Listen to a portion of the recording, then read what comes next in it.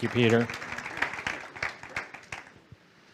And thank you for letting me go last. I love being the thing that's standing between you and the revelation of who's getting funded. First of all, congrats. I was here for several hours, and the room was a little fuller, and it was a great turnout. And, I would just don't take this for granted. This ecosystem, I was just reminiscing with Peter. I started almost 7 years ago, and I remember back then thinking, well, what does the ecosystem look like outside of the triangle? And I thought, I got to stop in at, in the triad. And back then, as a kid from Cleveland, Ohio, triad to me meant Greensboro. And then I came over here. I know, sorry, that's sacrilege. Although you all get along, I'm told, right?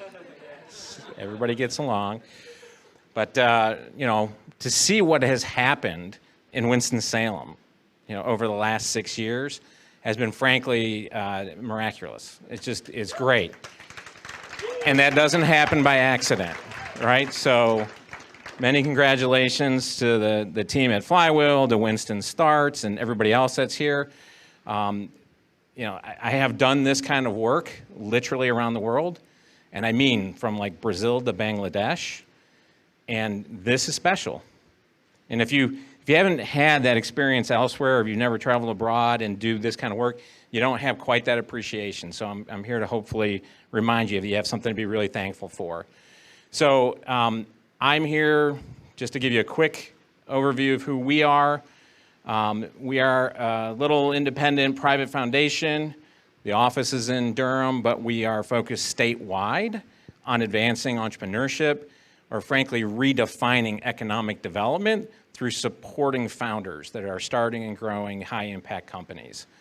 We really think that this is a way that we renew equitably economies that have much greater impact than offering mega incentives to mega companies. I'll get into that in a second. I use the word independent private foundation because we don't have a benefactor. There isn't a Bill Gates or a Ford or think of any other foundation name.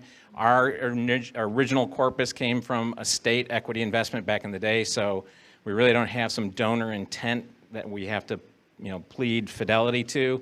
And since the origin came from entrepreneurial success, it's kind of in our DNA that we do that. I do want to acknowledge one of my teammates, Mr. Alan Younger in the back, or as we call him, Mr. Winston-Salem. I'm sure a lot of you know Alan. He spent a couple weeks in this ecosystem before he joined our merry band of misfits. And is Kate left? Our newest employee who started this week, Kate Wiggins, was here for most of the day. And so trial by fire, we made her come here and get a good idea of what the ecosystem's looking like. So we do grants and programs, as was alluded to. A lot of the companies that presented today are grantees of ours. Just show of hands, how many of y'all are part of our? Yeah, there's one or two. And how about ecosystem partners? Yeah. So we've spread some money around here, and that's a good feeling because that's how we do it, right? Economic development is contrary to big ribbon-cutting ceremonies. It's not about big, fanciful photo ops.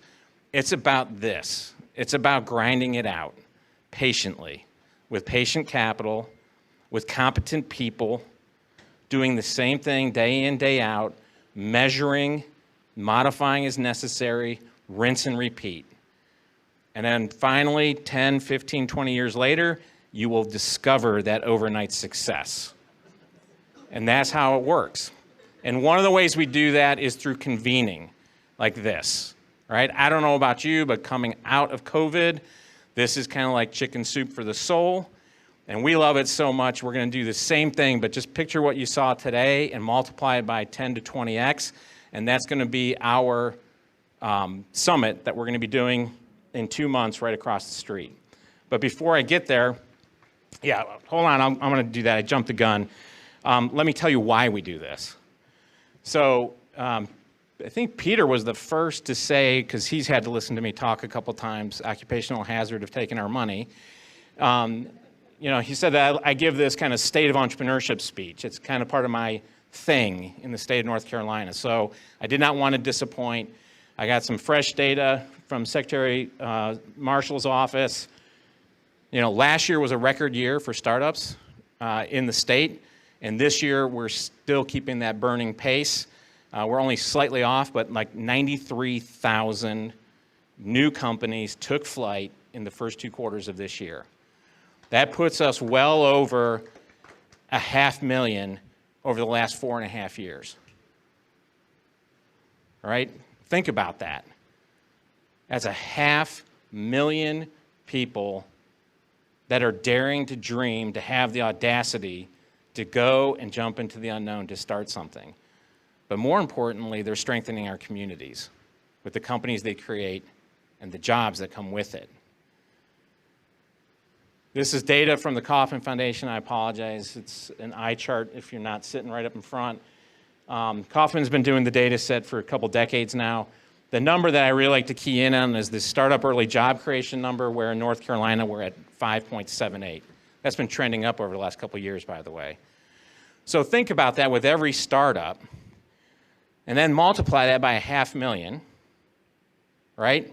Now you start understanding what the impact is to the economy.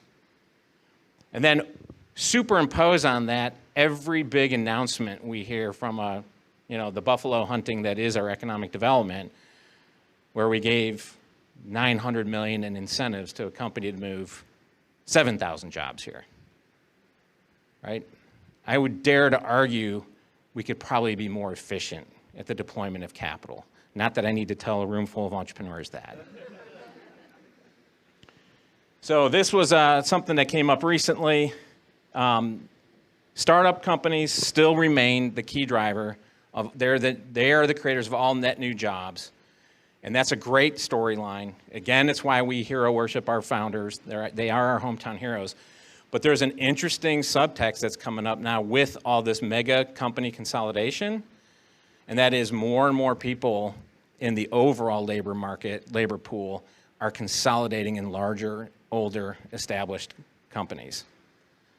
Now, to many, that might just be a data point like, yeah, okay, so what? Who cares, right? Historically, if you watch that, though, and you understand market dynamics, CEOs of the Fortune 2000, they are not incentivized to have overhead.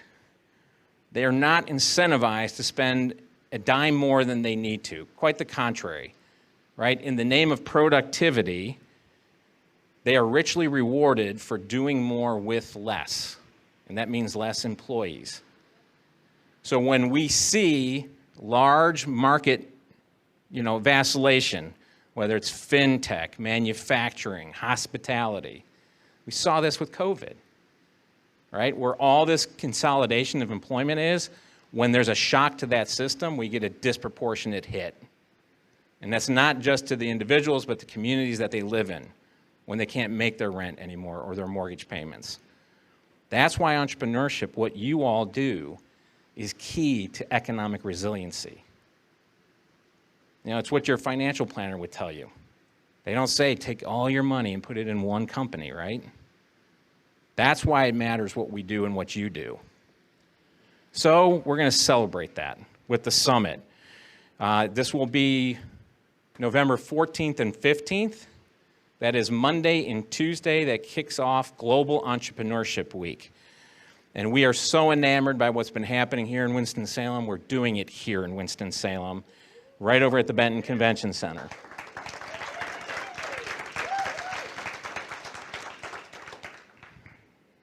We're capped at 500.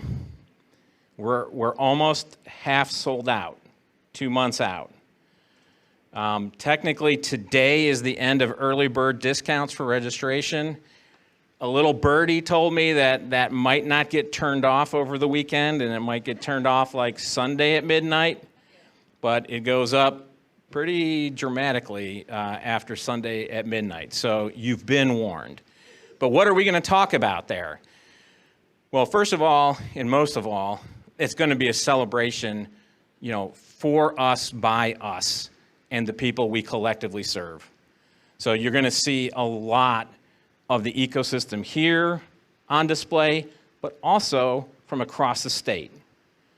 So as cool as this is from an esprit de corps standpoint, now imagine you're with several hundred other folks, but they're from Asheville and Charlotte and down east and the coast and even that little place called the Triangle, right? Sharing best practices, celebrating everybody's successes. We do have some national talking head experts because people expect that at a summit. And all kidding aside, I'm very excited for some of the keynotes we do have.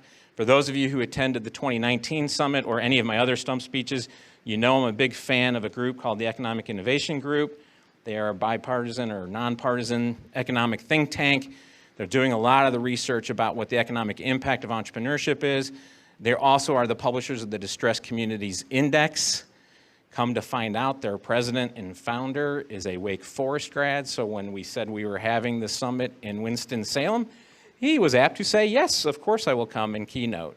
So we're going to hear some updates from them, including they're going to time the release of the new Distressed Communities Index with the summit. So we're going to be the first to see some fresh, hot data. I'm very excited about that. The next, we have the chief economist, Dr. Tiran Zamuda of the National Association of Counties. As you all know, a lot of money has been flowing through counties over the last 2 years. ARPA, Build Back Better, SSBCI. North Carolina's got a over $200 million slug from the State Small Business Credit Initiative, about 31 million of which is going to be allocated for fund of funds. So for the guys sitting in the back table, the Rural Center has been tapped to manage that. There will be some guidance posted, I think, in the Q1 is the timetable for this, to get an extra 31 million put into early stage angel and venture capital. And so their chief economist is going to share some really good stuff happening in North Carolina, but also what some real innovative activity and priorities have been for other counties across the country that may hopefully inspire our own policymakers to do something likewise. And then finally, Good Jobs First. The Good Jobs First organization is a public policy think tank that's been around for over 20 years, and they are the scorekeepers. They are the people that bring the receipts. So every time you hear about one of these mega deals, you know, $900 million to Apple, which we did. Anybody care to guess what Apple's daily revenue is? Yeah, I want to know. It's $1 billion. $1 billion a day. We gave them a $900 million incentive package to put 3,000 jobs into the park, right? By the way, side note, do you know who was not celebrating that news? Every CEO in all the large companies that are in the park who have hundreds of unfilled jobs already. And now it's like, oh, great, we get to compete with Apple now, right? I know I'm coming off as a bit of a jerk in saying it like this. It doesn't have to be an either or, a zero-sum game. It can be an and strategy, right? This and. And if I had, you know, the ability to make it so, I would just put some sort of discipline into our economic development policy that said, okay, for every dollar we set aside for white buffalo hunting, a quarter has to go into a fund that funds the startup ecosystem. And that way there'd be a little more thought into the types of packages. Well, thank you. So the president of that organization, Greg Leroy, who's been doing it for decades, he's going to bring receipts, and he'll say the things that I want to say but would get me fired. So he's going to say it for me, and he's going to be our luncheon keynote on day 2. And like I said, and then in between there, we've got a bunch of other folks. So don't forget, you've been forewarned. I should just check. Have I talked long enough that you got the results tabulated? Okay. Just want to make sure. I could do some improv if you want. All right, so it ends today, wink, wink, Sunday at midnight. And then I've got a typo on this. I said that the prices go from $159 to $249. They actually go to $299.